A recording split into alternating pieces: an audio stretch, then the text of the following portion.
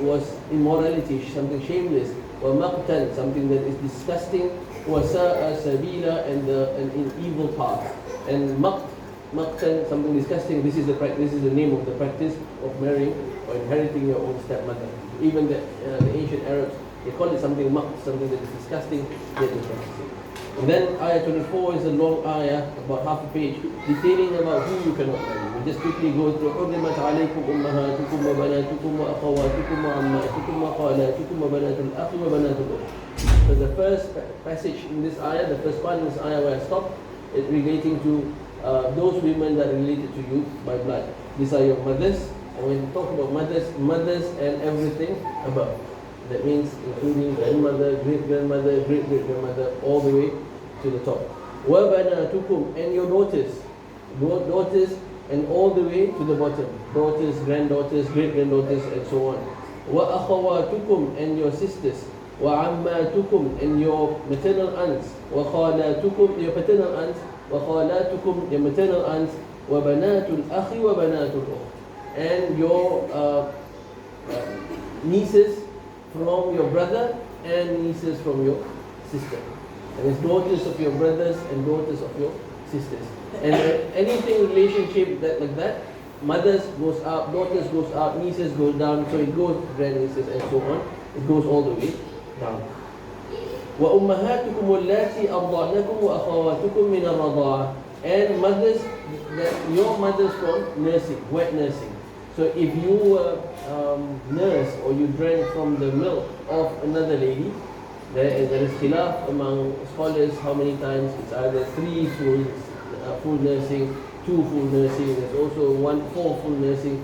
So there are differences of opinion in that. But when you nurse and you drink from the milk of another woman, then that woman becomes your mahram, and their daughters become your sisters. So like our Prophet ﷺ, he had a nursing mom. The nursing mother's name is Halima. Halima from the tribe of Banu Sa'ad. And Halima had a daughter. The daughter's name is Shayma. So Shayma is the sister of our Prophet ﷺ. During the Battle of Hunayn, Shayma was captured. Shayma didn't become a Muslim until Hunayn, and there is still a khilaf among historians whether Shayma accepted Islam. But at the Battle of Hunayn, she was captured from the enemies of Islam. And this woman told the Sahaba, I am the sister of your leader. Take me to him. And the Sahaba knew that Rasulullah ﷺ did not have a sister. So they were confused. They went to Rasulullah ﷺ. Rasulullah ﷺ said, yes, I have a nursing sister. And asked Shayma, how do I know that it is you? Because Rasulullah ﷺ have not met her for over 50 years. So Shayma said that I still have the scar from the scar that was left from you biting. So when Rasulullah ﷺ was 4 years old, playing with Shayma, Rasulullah ﷺ bit Shayma, and the scar was still there. And Rasulullah remembered that and said that yes, truly you are Shayma, and welcomed her, and then later on welcomed Halima. So mothers from nursing and sisters from nursing becomes your mahram. Brothers from nursing, mahram to the sisters, to the ladies. And they are like blood brothers and sisters, except that they do not inherit in terms of awrah, in terms of mahram, in terms of, if you are Shafi'i, in terms of the nawaqid al-wudu, breaking your wudu, they are exactly like your blood brothers and sisters. وَأُمَّهَاتُ نِسَائِكُمْ, and your mother-in-law. So mother-in-law, even post-divorce, it is haram for you to marry your mother-in-law. Your mother-in-law remains mahram until Qiyamah. Your father-in-law remains mahram until Qiyamah, even though the marriage is not successful. Post-divorce, the relationship between father-in-law and mother-in-law remains mahram. But it's only father-in-law and mother-in-law. Brother-in-law, sister-in-laws, they are not mahram. And Rasulullah ﷺ warned Sahaba that live with the in-laws. And this relationship with in-laws is something that we have to be mindful about. Sometimes you become too close to your mahram that it ruins your relationship, your marriage itself. Rasulullah ﷺ met the Sahaba, and the Sahaba told him that I've just got married. Rasulullah asked him, where are you living? He said, I'm living with my in-laws. And Rasulullah asked him, why are you playing with fire? So be careful It's especially when we get to ayat 24, we're going to see that men who wants to marry, you must at least have some wealth, the amwalikum, that you marry with some of your wealth, that you are able to live independently from your in-laws. Details, inshallah, whenever we do the marriage course again this year. وَرَبَائِبُكُمُ اللَّاتِي فِي حُجُورِكُم مِّن نِّسَائِكُمُ اللَّاتِي دَخَلْتُم بِهِنَّ. And the daughters of your wife. This Raba'ib, that means these are the stepdaughters. So you marry a lady who already has daughters. Once you have slept with the mother, the daughter becomes haram to you. الَّاتِي دَخَلْتُم بِهِنَّ. You have entered into their room. You see the subtlety of Allah's choice of words. Allah did not say that you have relationship with her. Allah said that you entered into her room. Because entered into her room, it is understood. So you have been intimate with the mother, the daughter becomes haram to you. فَإِن لَمْ تَكُونُوا دَخَلْتُم بِهِنَّ. And if you did not enter into her room, فَلَا جُنَاحَ عَلَيْكُمْ. And then there's no harm. So let's say you marry her and then for whatsoever reason, before you became intimate with her, you had a relationship with her, you divorced her, then the daughter is still halal for you. فَلَا جُنَاحَ عَلَيْكُمْ وَحَلَائِلُ أَبْنَائِكُمُ الَّذِينَ مِنْ أَصْلَابِكُمْ. It's also halal for your sons that is from your sulb, that is your biological sons. So when you have marry a lady who has daughters, so this stepdaughter becomes your, this children, daughters becomes your stepdaughters, it is also haram for your sons. So it works and now becomes sisters of your stepsisters of your sons. وَأَن تَجْمَعُوا بَيْنَ الْأُخْتَيْنِ. And to marry two sisters. So you marry the first sister, you like this family so much, you want to take another wife, why not take from the same family? Do you know the father, you know the mother-in-law, father-in-law loves you, just marry from the same family. It saves a lot of trouble. You can negotiate discount for mahar, to buy two in one. So this is haram. And tajma'u bayna al-ukhtayn is haram illa ma qad salaf, except for what has been done in the past. And this was a common practice among the Arabs, especially you've seen the seerah. It was common practice among the Ansar, the Arabs in Medina, that they will marry sisters. And upon the revelation of this ayah, they would divorce one of the wives. A common practice within the Malay culture is to marry the sister after the passing of the first one. So you have a wife, you marry your wife, and then your wife passes away, and wife has a sister. It's common practice that they marry the sister because in the interest of the children. Because now the auntie, al-khala, fi manzilat al-umm, the maternal aunt is in the status, shares the status like the mother. So now she looks after the children, and you already know the family, so it makes it easier. That is halal. So after you divorce the wife, or after the wife has passed away, you can marry the sister. Inna Allah kana ghafuran rahima. Indeed, Allah is most forgiving and Allah is most merciful. And continuing, those women that we're not allowed to marry, and this is the beginning of Juz 5. And this is also something that we must be mindful when we read the Quran, that that the division of Juz is not revelation. It's not tawqifi. Meaning the division of Juz, because this is not the beginning of Juz 5, but it is in the middle of a story, in the middle of a passage. Still the passage about women that we are not allowed to marry. So if you're going to stop here, that means you're reading it halfway. And when you start again, maybe next month or next week, well, muhsanat, you're starting from saying that, and women that are already married. And what do you do with these women that are already married? The hurrimat in ayah 23. And this is a continuation. Because the division of Juz is human effort, it is not divine. The division of Juz was there to assist people to make khatam in Taraweeh during Ramadan. That is why you will find that each Juz contains 20 pages. And the Quran is divided into 30 ajza. During the time of the Sahaba, the more common way of division was dividing into 7. Because many of the Sahaba would finish the Quran once every 7 days. The worst of them generally once every 7 days. Many of them one every 3 days. So it's either divided by 3 or divided by 7. Later on, as the Ummah progresses, we become more distant from Allah. The scholars divided it into 30. But it's important that we keep in mind the meaning when we stop and where we begin. So Allah says, وَالْمُحْصَنَاتُ مِنَ النِّسَاءِ Muhsanat are women that are protected. Hisn is a fortress. So muhsanah is someone that you have taken into the fortress. It can refer to two types of women. One is a woman that come from a good family. That means she was raised in a good environment, protected from fahsha, from shamelessness, from immorality. Another meaning for this is muhsanat is a woman that has been married. That means now she has a protector. The protector is the husband. In this context, in ayah 24, it's not referring to women that grew up in a good family. It's referring to women who are already married. So you cannot marry women that is already married. وَالْمُحْصَنَاتُ مِنَ النِّسَاءِ إِلَّا مَا مَلَكَتْ أَيْمَانُكُمْ, except from what you possess with your right hand. So this is a slave or a bond woman. A bond woman is after the coming of Islam, slavery can only come from prisoners of war. So if you capture prisoners of war, whether they are married before or they were not married before, any relationship, father's daughter of someone, wife of someone, that is cut off, because you have already came and attacked the Muslims, and the Muslims have captured you. You now belong to your captors, to the Muslims. So your previous relationship, you may have husbands. Allah says, "Illa ma malakat aymanukum." Even though you may have been married, but by being prisoners of war, those relationships were cut off. You can be taken as wives by the Muslims.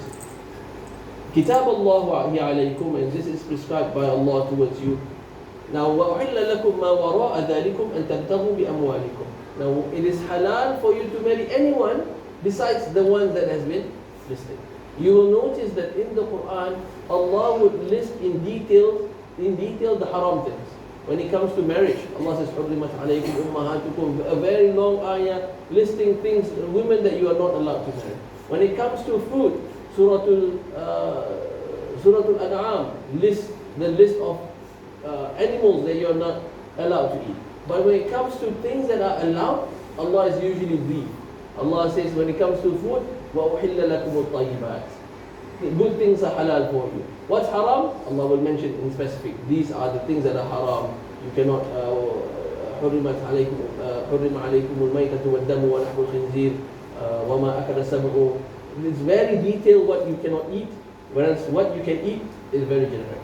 It's very detailed of who you cannot marry, who you can marry. Allah says, وَأُحِلَّ لَكُمْ مَا وَرَاءَ ذَلِكُمْ. It's halal for you anyone beyond the list. It's telling us that in Islam, the halal things are more than the haram things. That when it is not listed, it is halal. And this is where we derive the qawaid al-fiqh, the fiqh principle, al-aslu al-ibaha. That the original state of thing is ibaha, is permissibility. The original state of everything that we see around us is halal. For someone to say it is haram, it is that person that has to come forth and bring evidence that it is haram. You cannot start from a point of haram. And unfortunately, sometimes in this community, I get that question like, they come to me and ask me, what's the proof that this is halal? I say, excuse me, this is the opposite of the qawaid fiqh. You should come with evidence to say that this is haram. The mercy of Allah, He made more things that are halal than haram. So the original state of things is halal unless there is evidence to point that it is haram. Islam is, Rasulullah said, it's a religion of ease. Allah wants to make it easy for us. Instead of listing everything that is halal, He lists everything that is haram, because there are lesser things that are haram than things that are halal. So Allah says when it comes to women, وَأُحِلَّ لَكُمْ مَا وَرَاءَ ذَلِكُمْ, it is halal for you to marry anyone apart from those lists, but بِأَمْوَالِكُمْ. وَأُحِلَّ لَكُمْ مَا وَرَاءَ ذَلِكُمْ أَن تَبْتَغُوا بِأَمْوَالِكُمْ, whoever that you want, بِأَمْوَالِكُمْ. So here you must have some form of wealth. You cannot just say, I want to get married because now I am 18 years old. I need to get married. It's summer, it's hormonal, I can't control myself, I need to get married. Allah says, بِأَمْوَالِكُمْ. You need to have some wealth, some not financial stability to the point that you've gained financial independence.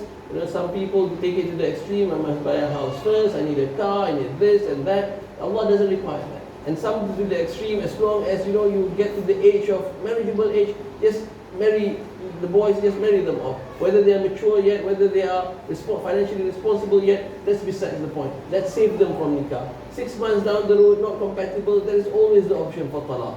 That is taking it too easy, taking it too hard, is putting a lot of financial requirements. Allah says, bi amwalikum, that means you have some wealth, muhsinin, that you yourself protect yourself and you're able to take someone else under your protection. That means you now must have money to at least rent a house, to pay the bills, that you are responsible enough at that point. What is the rental today? I know the rental in Perth now is impossible, but hopefully things come back to normal within the next few months or year. But a normal rental, 350, 400 a week, you can afford that. You can afford the bills, you can afford groceries, right? You can get married. You don't have to wait until you purchase your first house, you have a nice car and so on. But on the flip side, I've met some families who like, the moment the boy reaches 16, all right, let's come and get you married. The girl's also 16, 17, 18, still in high school, let's get you married. Why? To save you from zina. Now the problem is, the temptation is always going to be there. Whether you're married or not, the temptation is still out there. If you don't have the maturity, you're not mature enough, marriage is not going to solve your problems. So Allah says, when we read the earlier part, ayah 6 of surah nisa, Allah says, وَابْتَلُوا الْيَتَامَ حَتَّى إِذَا بَلَغُوا النِّكَاحَ. Test the orphans until they reach the age of nikah, the age of maturity. That means they hit the adulthood, they're ready to get married. But Allah did not just stop there. Allah says, فَإِنْ آنَسْتُم مِّنْهُمْ رُشْدًا. That when you see there is maturity in them, you sense that there is maturity in them. So the two components, yes, you must reach the biological age of marriage. But the second point is, you must have some sense of maturity, emotional maturity, financial maturity, financial responsibility. That is very important. And also, muhsinin, ghayra musafihin. Allah said that you are protecting yourself from haram. You are also able to protect someone else, take your wife under your wing. Ghayra musafihin. And you are not a player. Ghayra musafihin. Safaha here means someone that is, today the vernacular term is probably a player. You have girlfriends around you, you party, you do this and that. So Allah says, not that. And then when it comes to getting married, the men usually, I want to look for a hafizah of the Quran, someone with taqwa, someone hajjaba, and so on. But the man himself, come on, I don't care, I'm a man, I can do anything I want. He sleeps around, he parties around. It comes to marriage, Mom, find me someone that, preferably letterbox, or so that nobody has seen her, a pure woman. What about you? Are you a pure man? So Allah starts talking about you first, talks about the men first. And Allah mentioned in Surah An-Nur, good men or good women, bad men or bad women. So if you look around and you struggle, can't find good women, probably you're not good yourself. If you're good and you surround yourself with good community, inshallah, with some effort, you'll find someone suitable. But always start with yourselves. Muhsinin ghayra musafihin. And then later on Allah is going to talk about the women. محصنات غير مسافحات محصنات غير مسافحات ولا متخذات أخدان. Allah is going to talk about the women who are protecting herself, not a player, she's not flirty, she doesn't show her beauty to others. So the criteria of women is going to come. But Allah always starts with the men.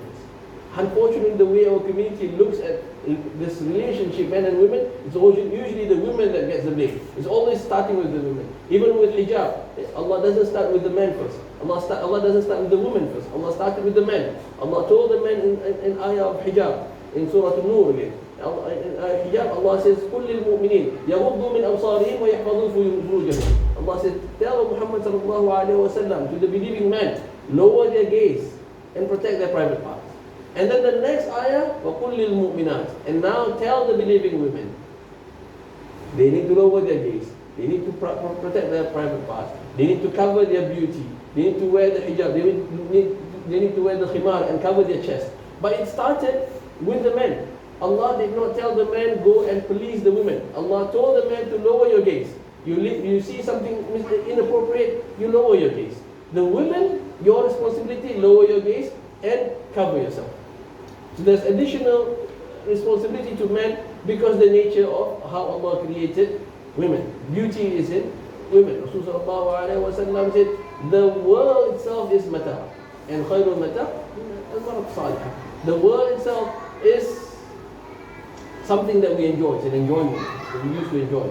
And the best of enjoyment is mar'atu salihah, or women that are pious women. So Allah did not create men and women equally. And this is why you see in a lot of advertisements, they use women to promote men's products. You have tools that generally men use, but the model is usually a woman. Why? Because men are attractive. So there are extra requirements for women in terms of protecting themselves. But for men, Allah said, our responsibility is to lower them. And in this ayah 24 of Surah Nisa, Allah says, Allah addresses the man, muhsinin ghayra musafihin. Allah is telling the man, you protect yourself. You make sure that you practice your religion, that you look after, you protect your akhlaq. And you have the Islamic akhlaq. And you're not a player. You don't go party around. You don't collect girlfriends. Men usually they are proud of their badge of honor, number of women that they have been with. But for women it's the other way around. Now from an Islamic perspective, both are proud of. Now, bi-amwalikum again, it means that you must, when it comes to mahar, there must be something worthwhile. Don't just come and say that there's a hadith of the Sahaba, his mahar for marriage is only Surah Al-Fatiha, and if you are as good as a Sahabiyah, let's get married with Surah Al-Fatiha only as our mahar. Well, you are not Sahaba, so forget about Surah Al-Fatiha. Sahaba was in a different state. A lot of them were struggling. They were poor in the early states of Makkah and early state of Medina. They were poor.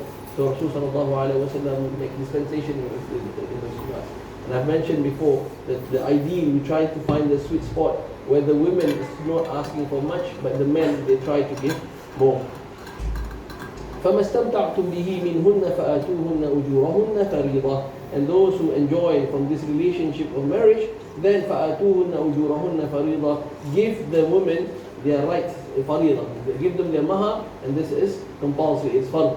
وَلَا جُنَاحَ عَلَيْكُمْ فِي مَا تَرَاضَيْتُمْ بِهِ مِنْ بَعْدِ الْفَرِيضَةِ. And there is no harm on you if you want to give more and you're happy about it, you want to give more beyond the fariḍah. She asked for $1,000, you feel like $1,000 is too little, you give her $5,000. Then there's nothing wrong with that. إِنَّ اللَّهَ كَانَ عَلِيمًا حَكِيمًا. Allah is most knowledgeable and Allah is most wise. So inshallah we continue tomorrow night.